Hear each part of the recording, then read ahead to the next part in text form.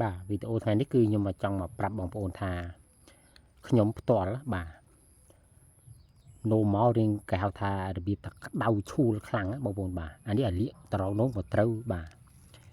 កាលណាយើងដាំស្ងោរហូបបាទត្រជាក់សាច់ស្រួលណាបាទតកតងនឹងដើមប្រម៉ោយតម្រៃនេះបាទ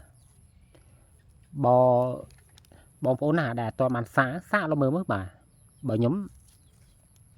មួយថ្ងៃខ្ញុំហូបមួយឆ្នាំងបងប្អូនបាទនោមមកស្រួលមែនតើបងប្អូនបាទ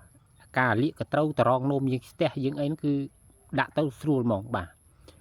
ថាប្រយោជន៍ល្អមែនតើណាបាទអានេះត្រូវចង់100មុខណាតែឯងនេះប្រម៉ោយតម្រៃនេះខ្ញុំឃើញអញ្ចឹងបាទគុណសម្បត្តិមិនធម្មតាទេបាទ